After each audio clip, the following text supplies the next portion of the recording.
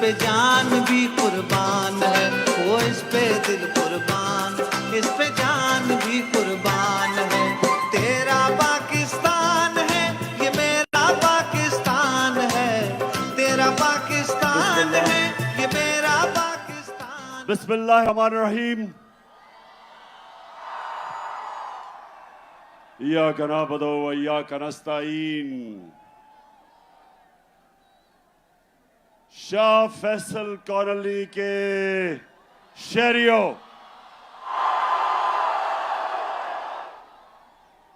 Families, इतनी तादाद में आपको खुशामदीद कहता हूं। और मेरे नौजवान,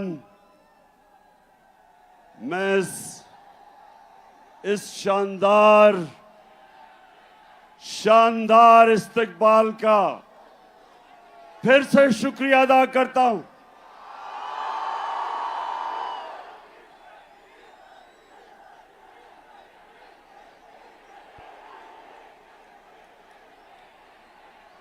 जब मेरी हुकूमत हटाई गई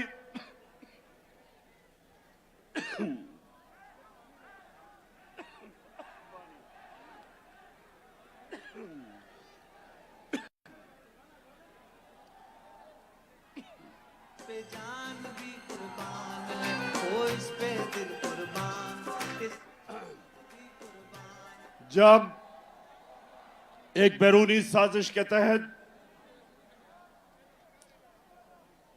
मेरी हुकूमत हटाई गई, तो जो दूसरा जलसा था वो मैं कराची करने आया, क्योंकि मुझे पता था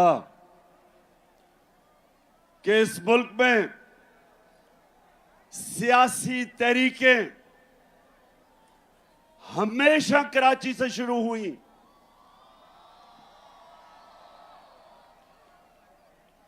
कराची के लोग शऊर रखने वाले लोग हैं, सियासत को समझने वाले लोग हैं, और इसलिए मैं आपके पास तब आया। और मुझे अभी भी याद है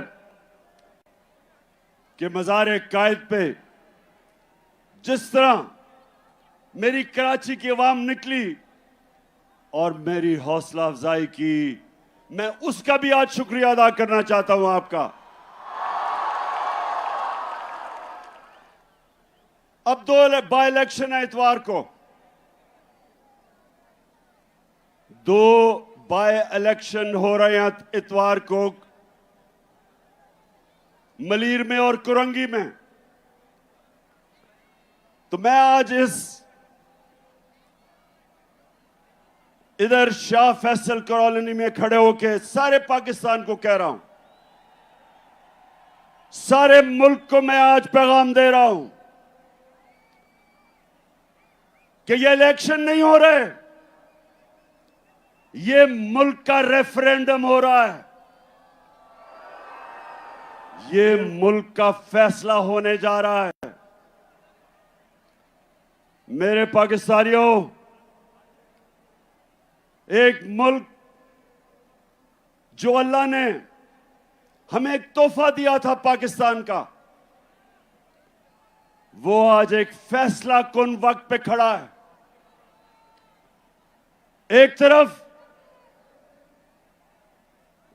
तरफ पाकिस्तान के बड़े बड़े डाकू जो 30 साल से इस मुल्क को लूट रहे हैं, चोरी करते हैं, और जब एहतसाब होने लगता है बाहर भाग जाते हैं, फिर डील करते हैं, एनआरओ लेके वापस आ जाते हैं, फिर लूटते हैं, फिर जब एहतसाब होने लगता है फिर बाहर भाग जाते हैं, एनआरओ लेके वापस आते हैं। ये अमीर तरीन होते जा रहे हैं, कौम मकरूज होती जा रही है। जब से ये आए हैं 6 महीने में,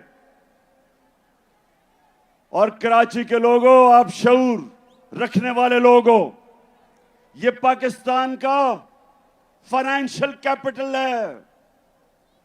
कराची ऊपर जाता है तो पाकिस्तान ऊपर जाता है।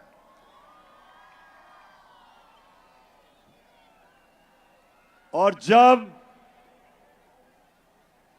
कराची की तबीयत खराब होती है तो मुल्क की तबीयत खराब हो जाती है। ये पाकिस्तान का फाइनेंस का इंजन है, ये आगे लेके चलता है और मुल्क आगे जाता है। तो कराची, आप सब जानते हैं कि जब से ये आए हैं चोर, एक साजिश के तहत, बैरूनी साजिश के तहत,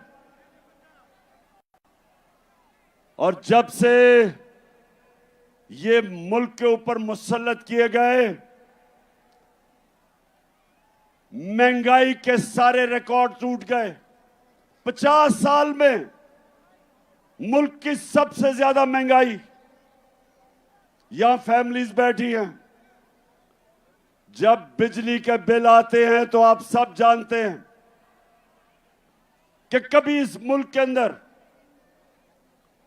इतनी महंगी बिजली, और खास तौर पे जो तनख्वाहदार तबका है, बिजली, अभी गैस बढ़ने वाली है, लोड शेडिंग, पेट्रोल और डीजल 150 लीटर।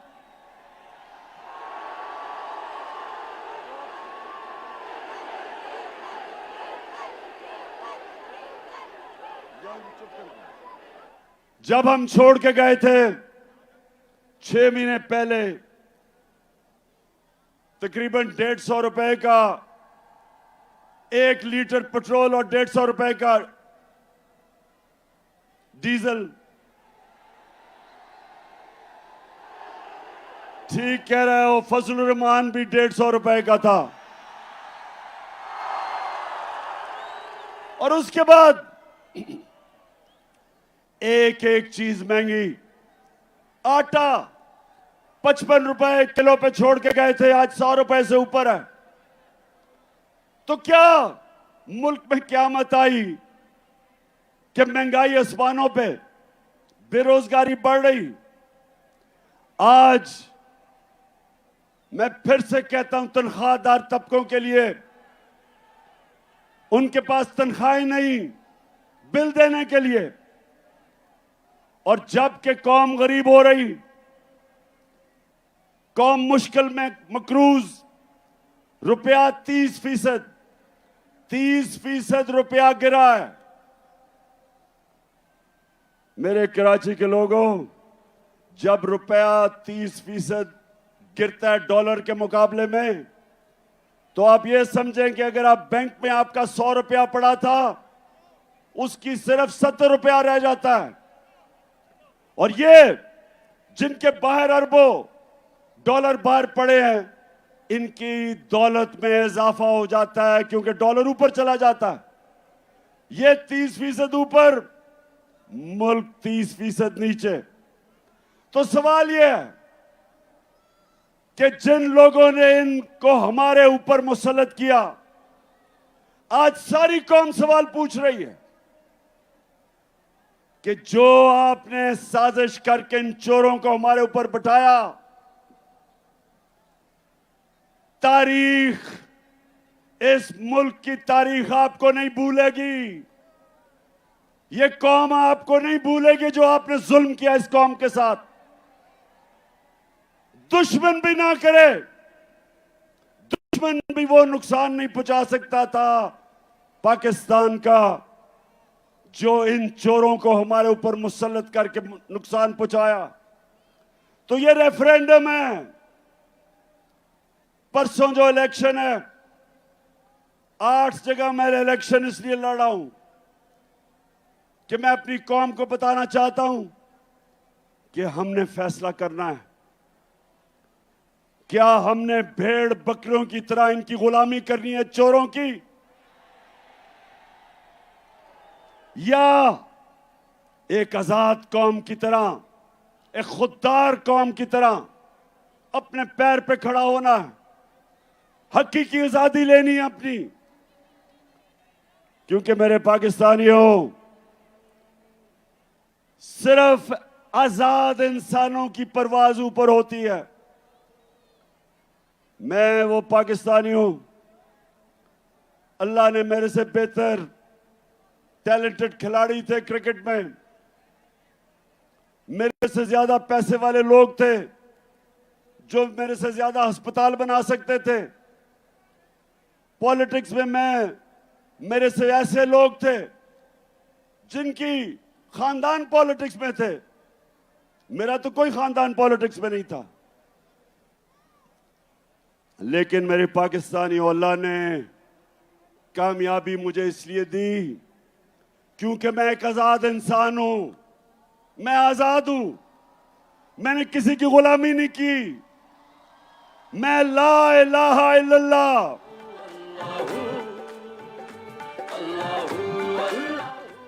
ला इलाहा इल्लल्लाह, नहीं है कोई खुदा अल्लाह के सिवा, ये इंसान को आजाद करता है। और मेरे पाकिस्तानियों, खास तौर पे मैं अपने नौजवानों को यह बताना चाहता हूं कि सिर्फ आजाद जहन, आजाद इंसान, आजाद मुल्क, सिर्फ उनकी परवाज ऊपर होती है। गुलाम तो अच्छी गुलामी कर सकते हैं, गुलाम तो वो बन सकते हैं जो इस वक्त मुल्क का क्राइम मिनिस्टर है, जिसको चेरी ब्लॉसम कहता हूं। अच्छा, जरा ये देख लें, कभी किसी मुल्क का प्राइम मिनिस्टर ऐसी बातें करता, जरा ये देखें पहले। मैं सऊदी अरब से होके आया हूँ, मैं यूएई के होके, अभी मैं तुर्की होके आया हूँ, और मैंने उन भाइयों को कहा कि आप हमारे बड़े अजीम भाई हैं, हमेशा आपने हमारी मदद की। और मैंने यही कहा, जब मैं आया हूँ तो आप समझेंगे शायद ये मांगने आया है। मैं मांगने नहीं आया, लेकिन मजबूरी है। जिस तरह माजी में 75 साल में आपने हमारा हाथ बटाया है, कुछ अर्सा आप हाथ बटा। मैंने कहा मैं वादा करता हूं कि इंशाअल्लाह हम पूरी कौम हम मिलकर दिन रात मेहनत करेंगे, पसीना कराएंगे, अपने पांव पे खड़े होंगे। अच्छा सुनो, अब सुनो पाकिस्तानियों, ये जरा बड़ी गौर से मेरी बात सुनो। जब आपका प्राइम मिनिस्टर भिखारियों की तरह दूसरों से पैसे मांगता है, और जो दूसरे, याद रखें जिन मुल्कों से ये पैसे मांगते हैं, जब मैं प्राइम मिनिस्टर था तो जब भी दूसरे मुल्क का मिनिस्टर या प्राइम मिनिस्टर मुझे मिलने आता था तो पहले फॉरेन ऑफिस मुझे पूरा उसका शजरा बता देता था कि ये पड़ा किधर, इसने मेरे से मिलने से प्राइम मिनिस्टर से पहले क्या नौकरी करता था, क्या ये ईमानदार है, करप्ट है, सारा कुछ मुझे पता होता था उससे मिलने से पहले। तो जब ये शहबाज शरीफ, जब ये दुनिया में पैसे मांगने जाता है तो याद रखें, उनको सब पता होता है कि इसके और इसके भाई के अरबों डॉलर मुल्क से बाहर पड़े हैं, चोरी का पैसा, सबको पता होता है। तो जब अपना पैसा मुल्क से बाहर ले जाओ चोरी करके और दूसरों को कहो पाकिस्तान में पैसा दो, लोग आपको हकारत की नजर से देखते हैं, लोग आपको जलील करते हैं। और जब मुल्क का प्राइम मिनिस्टर जलील होता है तो सारी कौम को शर्मिंदा करवाता है। मैं जो आपको कह रहा हूं, ये रेफरेंडम है आज, या इन चोरों के नीचे, और इन्होंने अपने बच्चे तैयार किए हुए हैं, फिटे हुए बच्चे, चोरी के पैसे पे पले हुए बच्चे, या वो, और या एक खुददार कौम जो एक अजीम नारे पे खड़ी हुई थी। अल्लाह से हमने खड़े हो के हमने वादा किया था कि अल्लाह तेरे सिवा कोई खुदा नहीं है, हम किसी के सामने नहीं झुकेंगे, हम एक खुददार कौम है। और ला इलाहा इल्लल्लाह इंसान को गैरत देता है। और जो कौमें ऊपर जाती हैं वो गैरतमंद होती हैं, वो मिल के कुर्बानियां देती हैं, वो भिखारियों की तरह भीख नहीं मांगती। अब जरा ये देखें, ये मैं जरा दिखाने लगा हूं कि अभी शहबाज शरीफ अमेरिका गया और ये इंटरव्यू दे रहा है। ये एक अमेरिका में टीवी को इंटरव्यू दे रहा है, जरा ये देखें क्या कहता है, फिर मैं उर्दू में बताऊंगा क्या कह रहा है। Unless we get substantial relief, how can the world expect from us to stand on our own feet? It is simply impossible, next to impossible. The world has to stand by us. And there is a yawn are asked and what is available. Please, through your cameras, have this yawning gap bridged and bridged very quickly. The epidemic. It is waiting for us. Please help us in कहता है उस anchor को please help us, और वो TV anchor है शहबाज शरीफ। गोरा रंग देख के सबके सामने हाथ फैला लेते हो। अब वो तो टीवी एंकर है, उसे कहता है प्लीज हेल्प अस, और वो किधर से पैसे दे तुम्हें। लेकिन जब अच्छा, एक और मैं आपको दिखाता हूं, क्योंकि कराची जरा आप एंजॉय भी करें ना। Thank you very much, General एक Secretary. मिनट, अच्छा अब ये सुन ले, वो कराची जरा सुनो। यूनाइटेड नेशंस का सेक्रेटरी जनरल पाकिस्तान आता है, सलाब आए हुए होते हैं, वो खुद देखने आता है कि मैं कैसे पाकिस्तान की मदद कर सकूं। तो यूनाइटेड नेशन का सेक्रेटरी जनरल आता है। अब जरा ये तमाशा देखेंगे शहबाज शरीफ उसे करता क्या है। Thank you very much, General Secretary. And I assure you, whatever support we get from your institution and through your institution, I give you my word of honor, along with all these ladies and gentlemen sitting on this table, ministers, general officers, government officials, ladies and gentlemen, that every penny we get from you or from wherever, we will spend it most transparently and in the interest of the suffering humanity. Thank you. अच्छा जी, कराची, अब मैं तर्जमा बताता हूं इसने क्या कहा उसे। वो बेचारा और बड़ा ही अच्छा आदमी है एंटोनियो गुटरेस, जो सेक्रेटरी जनरल है यूनाइटेड नेशंस का। वो आता है पाकिस्तान से हमदर्दी दिखाने, पहले तो ये उसका बाजू पकड़ लेता है, उसके बाद उसे कहता है ये जरा सुनो, और ये थोड़ी हमारे सब के लिए,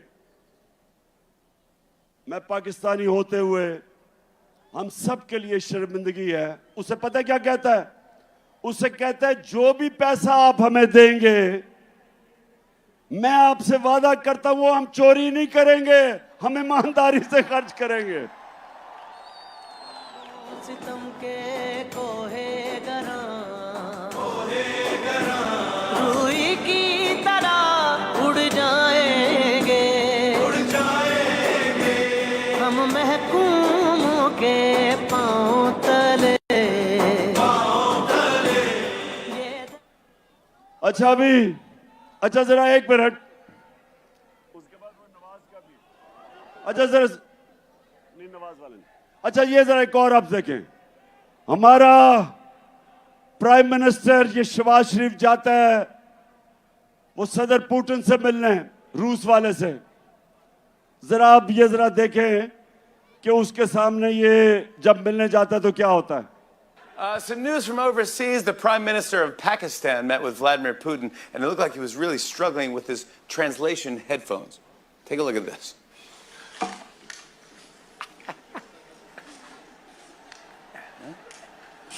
गौर से देखें, गौर से।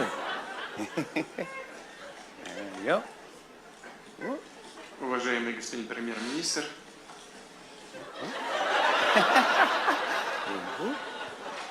Hold on.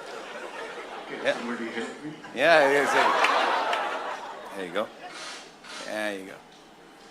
There we go. Уважаемый господин премьер-министр, идет перевод? Все нормально?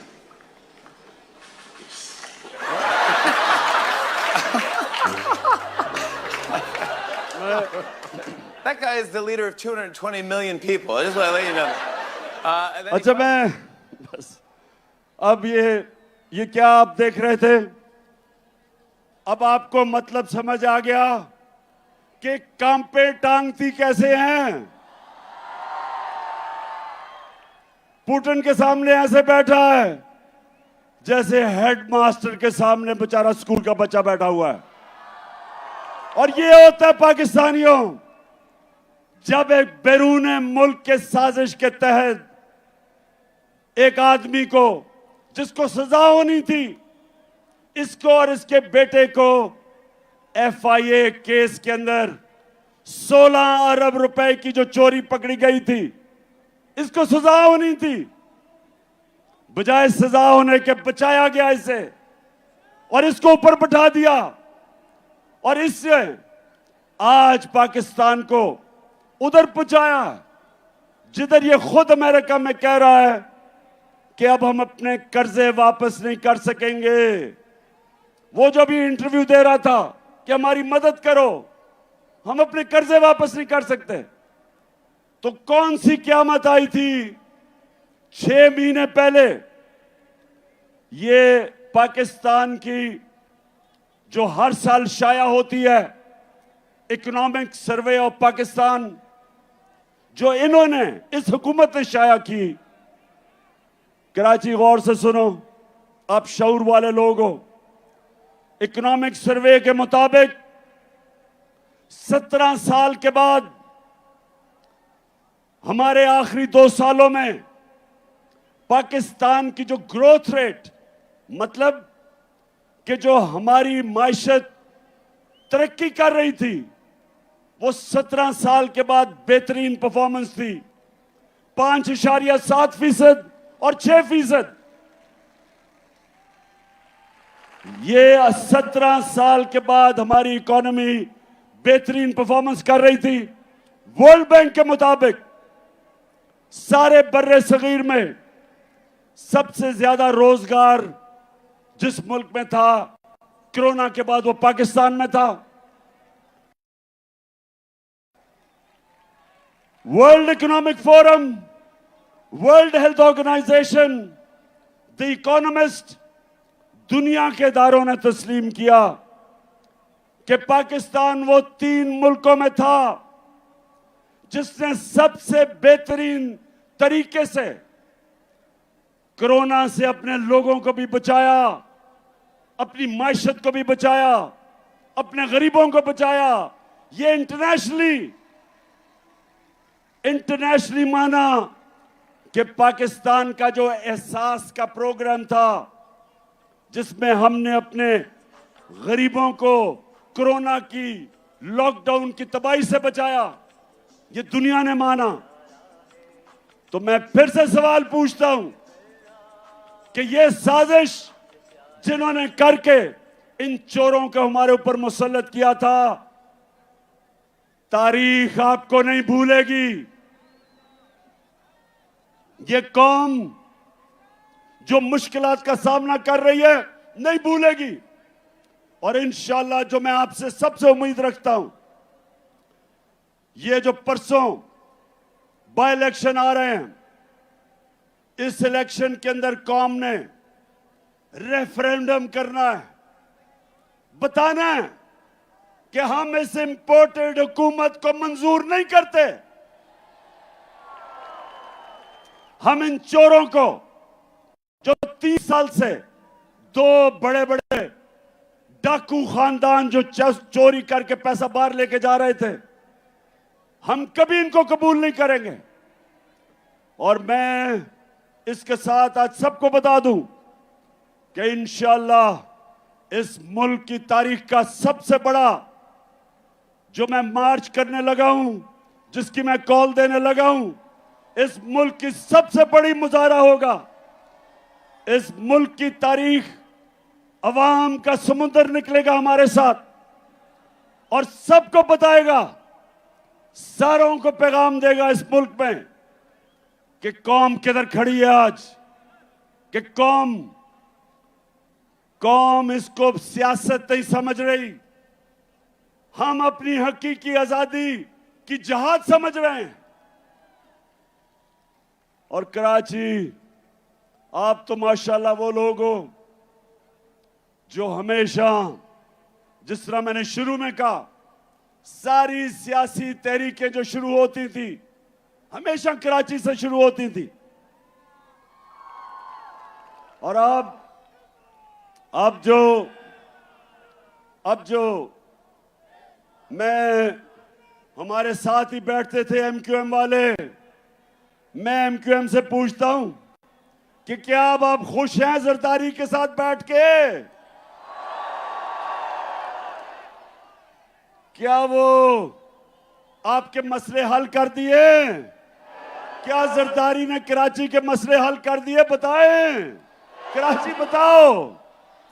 हमारी हुकूमत थी, हमारी हुकूमत फेडरल गवर्नमेंट में थी, सिंध में हमारी हुकूमत नहीं थी।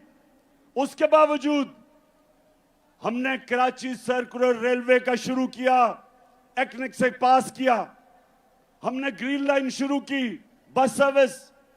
और जो सबसे बड़ा कराची का मसला है पानी का, K4 जो 15 साल से रुका हुआ था, वो हमने शुरू किया ताकि कराची के लोगों को पानी मिले। तो कराची इंशाल्लाह, जो मुझे नजर आ रहा है, 26 साल से मैं जद्दोजहद कर रहा हूं, मुझे पहली दफा नजर आ रहा है कि अंदरूने सिंध के लोग वो भी हकीकी आजादी के लिए तैयार बैठे हैं। है ये राहे अमल, आओ हम सब साथ चले, मुश्किल हो या आसानी, साथ में डाले हाथ चले। धड़कन है पंजाब मगर दिल अपना मैदान है। मैं भी पाकिस्तान हूँ, तू भी पाकिस्तान है। तू तो मेरी जान है, तू तो मेरी आन है, तू मेरा ईमान है। इंशाल्लाह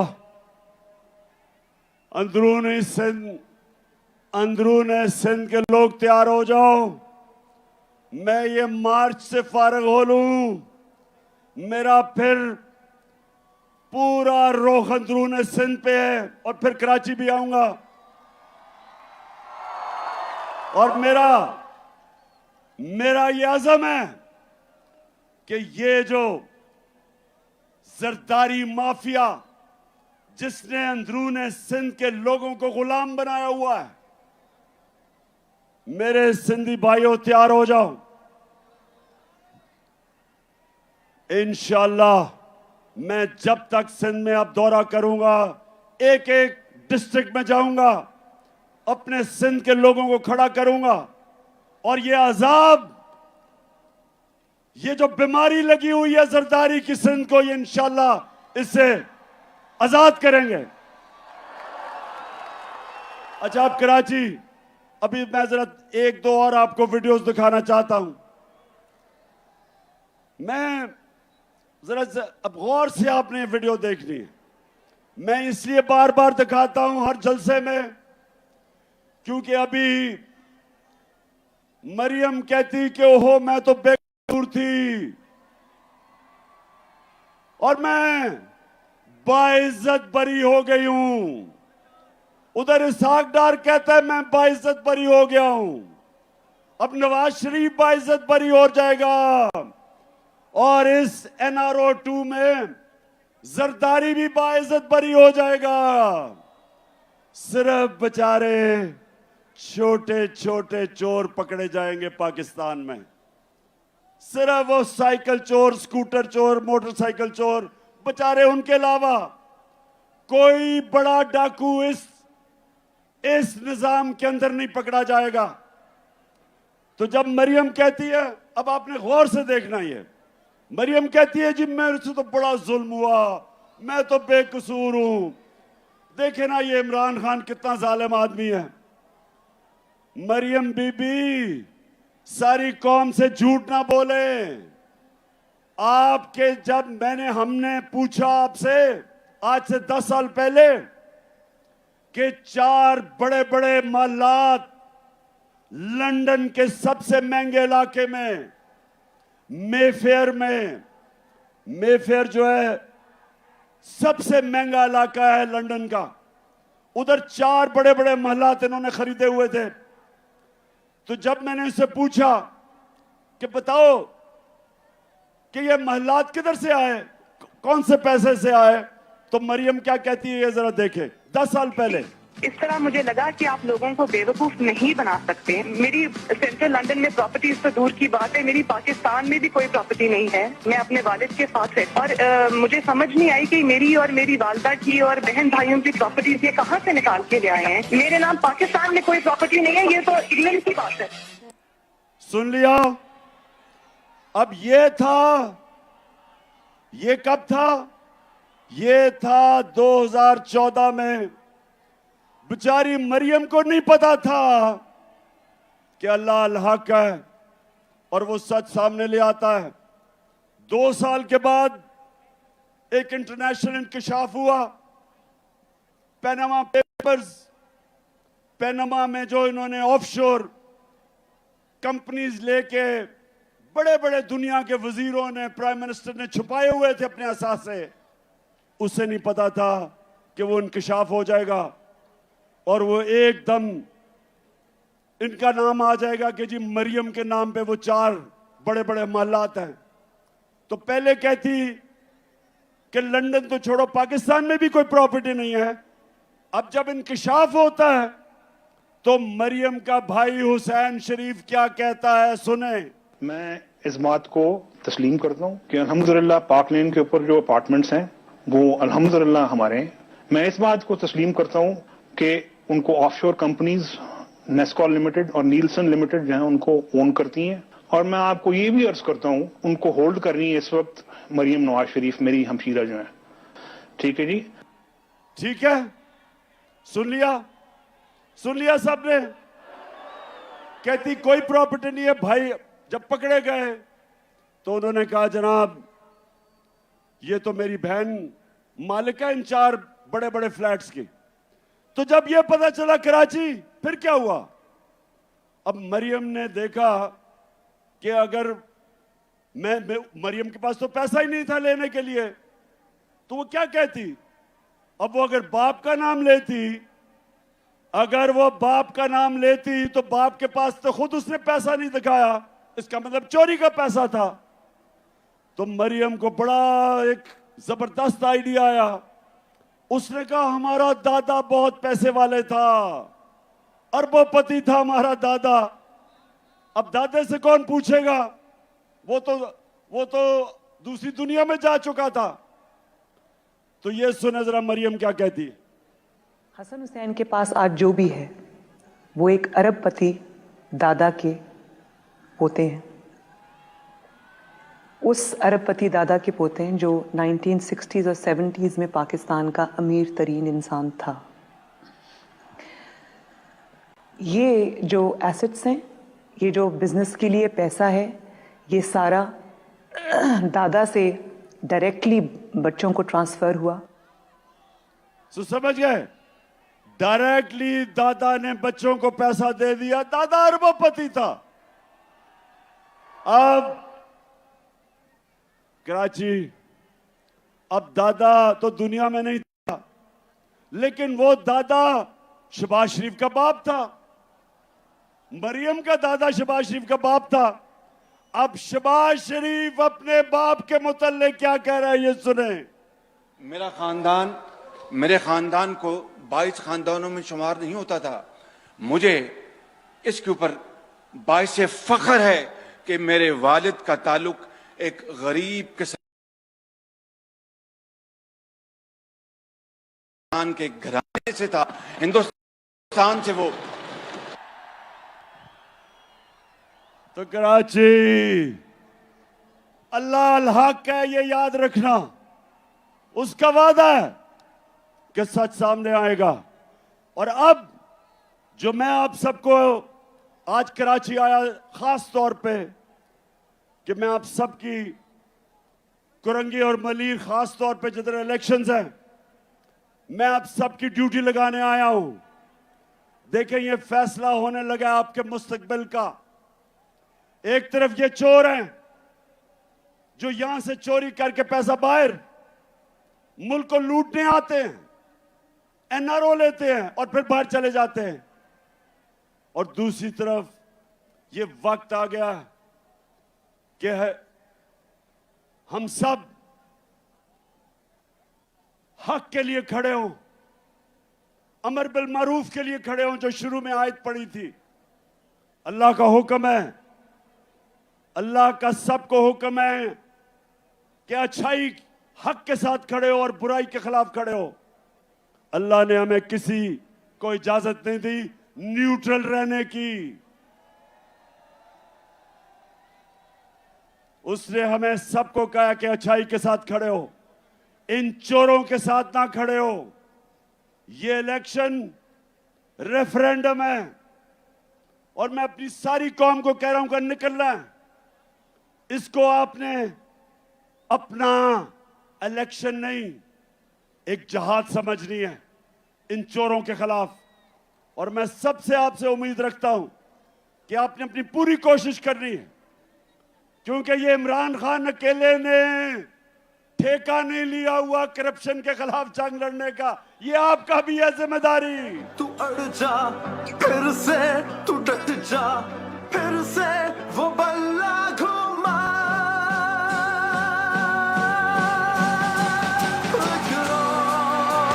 कदम बढ़ा फिर से, वो लम्हा दोहरा जब जीत के आया था, फिर से वतन को जिता।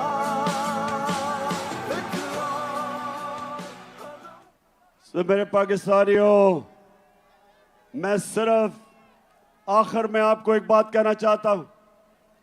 अल्लाह ने हमें अपनी सबसे अजीम मखलूक बनाया, अशरफुल मखलूकात।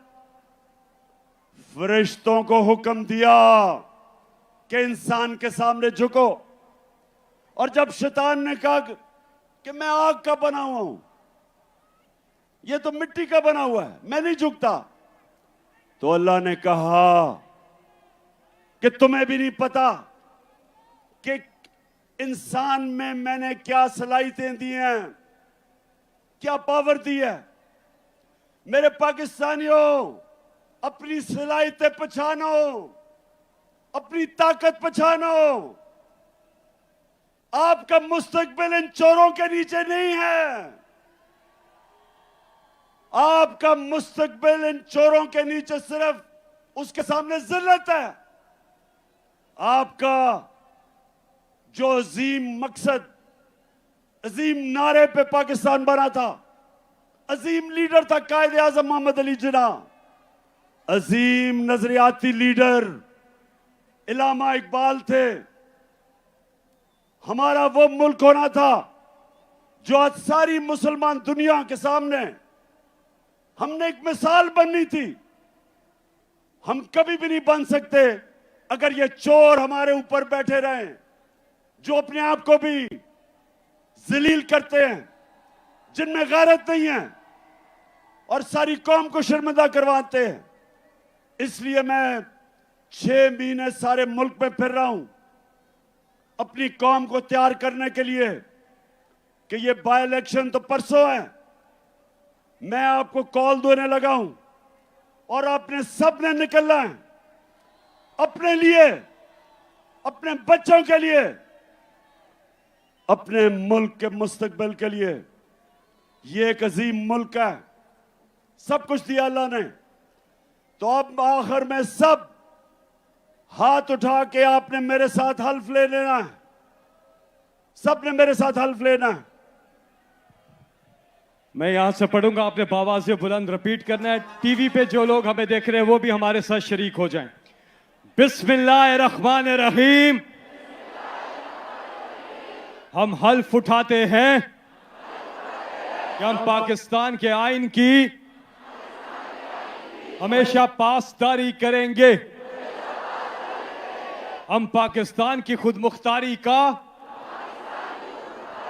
तहफ़्फ़ुज़ करेंगे कि हम कभी भी अल्लाह के सिवा किसी के सामने नहीं झुकेंगे और हम पाकिस्तान की हकीकी आजादी के इस जिहाद में आखिर तक इमरान खान के शाना बशाना जदोजहद करेंगे और हर किस्म की कुर्बानी के लिए तैयार रहेंगे। अल्लाह हम सबका हामी और नासिर हो। आमीन। कराची, आपका दिल से शुक्रिया अदा करता हूं। बहुत बहुत शुक्रिया। पाकिस्तान जिंदाबाद।